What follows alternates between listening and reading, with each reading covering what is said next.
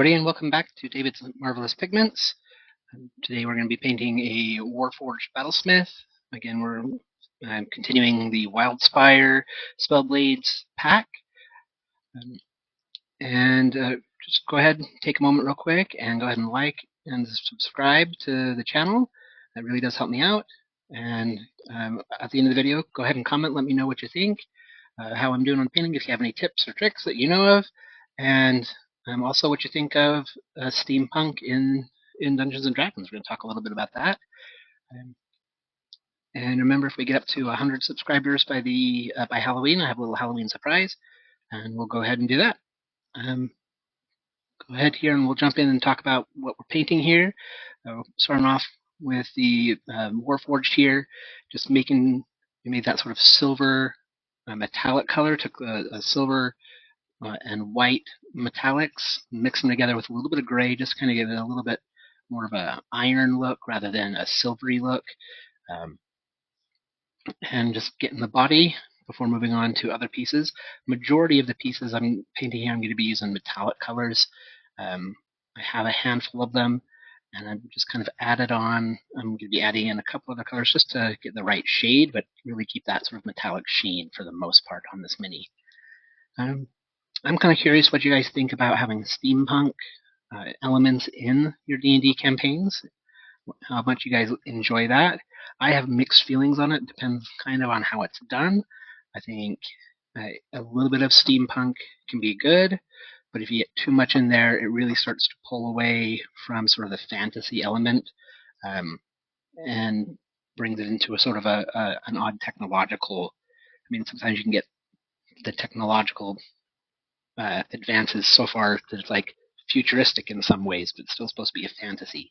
So I like to personally rein that in a little bit. I'm painting this mini. So you see here I'm mixing sort of that gold pink color with a little bit of a brownish red to kind of get a bronze color for the hammer. I'm going to do that, and after I paint the hammer with that and let it dry, I'm going to put some just straight brown on the handle to make it really look like it's got like either a wooden handle or around some of the bronze, some leather is wrapped. Going back to the steampunk kind of feelings there, I think it can be really good and enhance things if it's done in moderation. For example, this mini is going to be used by my son in a campaign he's playing in where he's playing as a Warforged Artificer. I believe, I can't remember what subclass he's playing in there. I think it is maybe the Battlesmith. So we kind of did this for him really to get the piece so that he could use it. And in that campaign, he's playing where his character, his automaton, is the first automaton that's come to life and has gained sentience. So there's not going to be like a whole civilization of these robots running around. He's going to be the only one, and see if something comes up in that campaign where they try and figure out why one of these automatons, why one of these golems essentially has come to life and gained sentience, whereas the others are strictly just automatons, just robots or golems.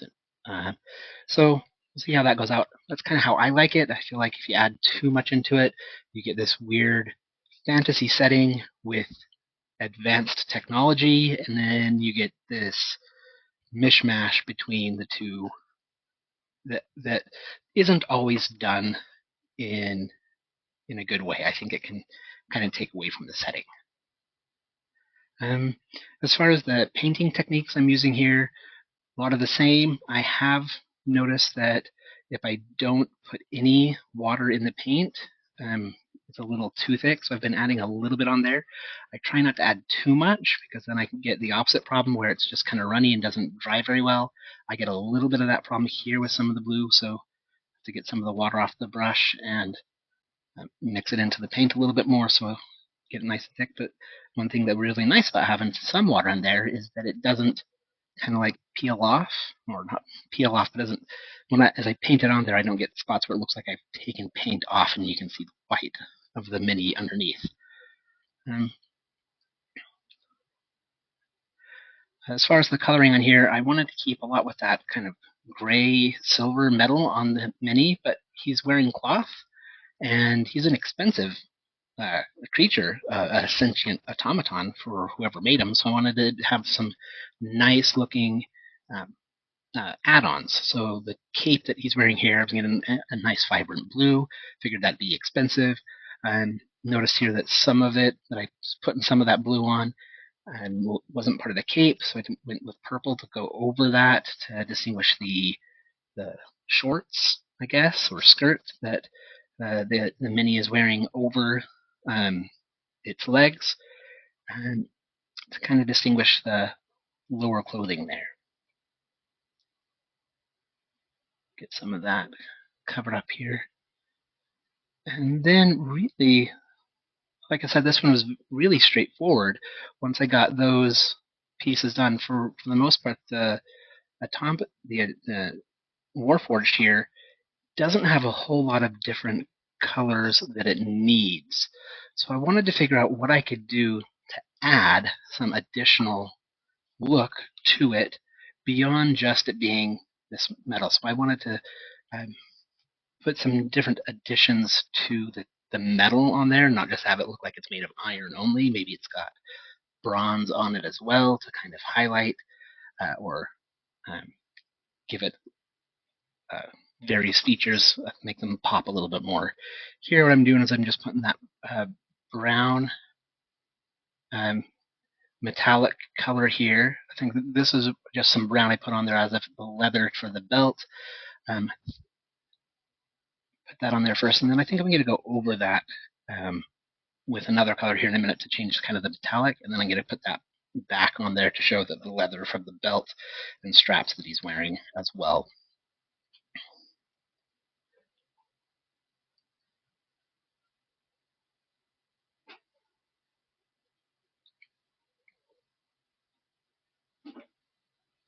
Yeah, let me know what you think about. Put some comments on there how you guys feel about steampunk elements in your D&D campaigns. How much do you think it's appropriate before it starts to cause any problems? If you think it does, maybe you just like a whole lot of steampunk in there. As far as technology and in various games, you get different amounts of it. Typically, from some of the games out there that I've seen, it's usually dwarves or gnomes that typically have more the steampunk or technological element in there. For example, in the World of Warcraft settings, the gnomes seem to be more technologically advanced, some with the goblins as well, although there seems to be a little bit more rudimentary. But you get goblins and gnomes making tech in other games like Skyrim and the Elder Scrolls series. You have the extinct dwarves that have large golems and electricity and things in their cities. So it's trying to figure out, how much of that works. I kind of like it in not Baldur's Gate, in the Elder Scrolls, the Elder Scrolls, Skyrim and Oblivion and Morrowind. In those, the technology is there, but the society that has it is extinct. So you're not going to get additional new stuff. It's whatever you can scavenge from it and try and reverse engineer. Now here what I'm doing, I've changed the bronze that I was using, and just a little bit different shade of it, so that I could put some highlights on this guy, adding color on like his kneecaps, his shoes, and then some on the breastplate as well.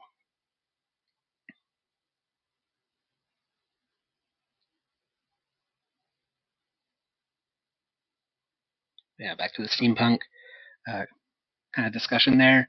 I like how the Elder Scrolls has handled it. The worry I get into when I see campaigns that are going to be heavy steampunk is that you end up doing some of the things that in World of Warcraft that I'm not as big of a fan of.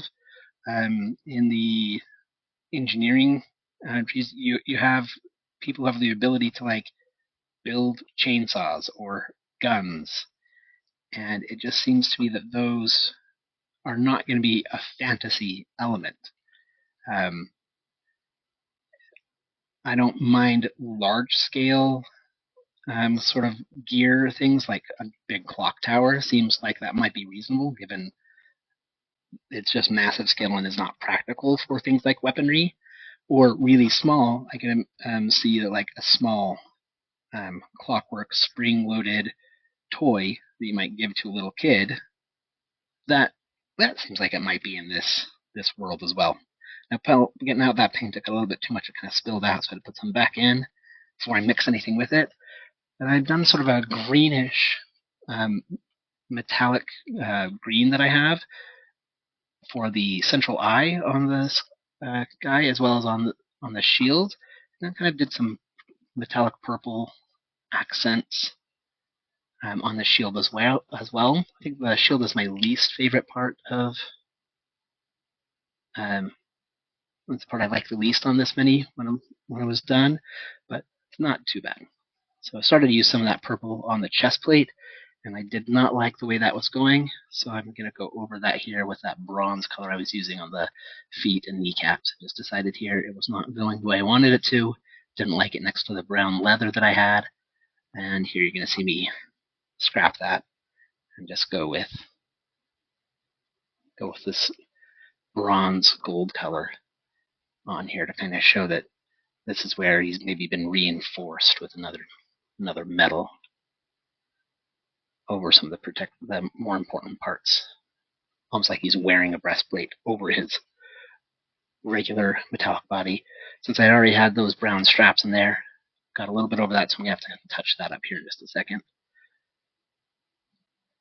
But yeah, so I kind of like how this guy turned out. My son seems happy with it, so he's going to be using that in his campaign.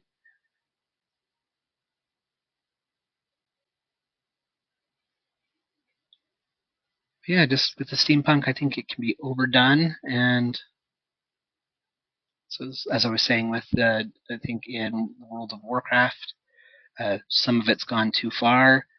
I don't mind the sort of goblin flying zeppelin. That seems like something that might, doable. But then you get some of the gnomish flying machines that are like fighter jets almost.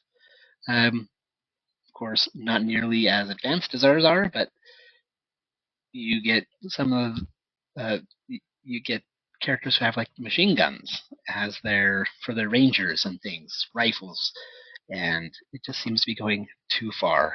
I think that's just my opinion. I know some people really like that in their fantasy, so just let us know what you think. Started to put a little bit of that bronze color up on the head. As soon as I did it, I decided I didn't like it, so I went back over it. Needed to let it. I'm going to put this on there. Realize it's not covering it very well, so I'm going to let it dry for a minute here, and then put some more of that silver on to just get the head back to its regular color with just that central eye. So yeah, I'm trying to pull off some of the wet paint and let it dry, and then put that back on there. Did a little touch up on the cape now that it's had a little time to dry.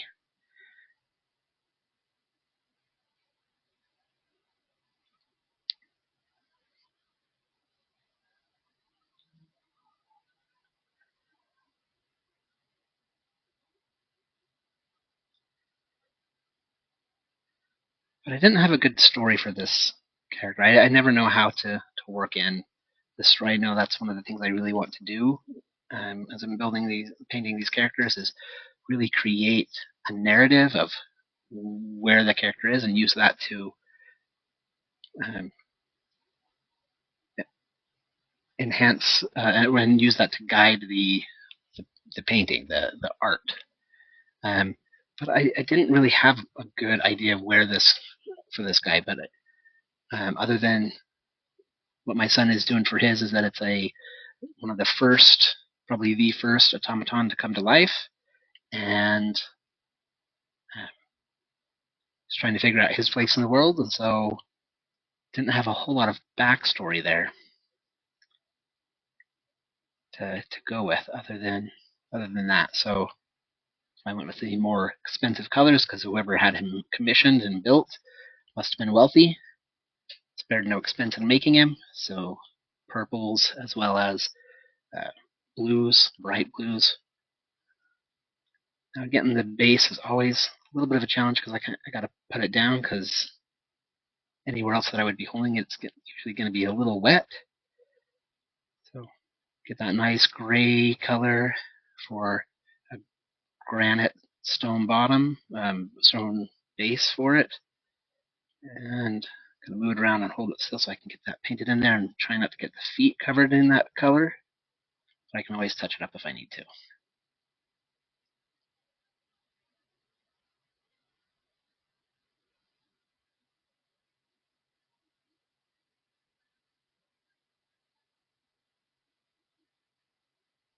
Like I said, this one was very straightforward. We're coming here just about done with it. Not a whole lot of places to need a lot of nuance in this particular mini because it doesn't have him wearing very much clothes, and the majority of him is just that sort of silvery metallic color, metallic gray.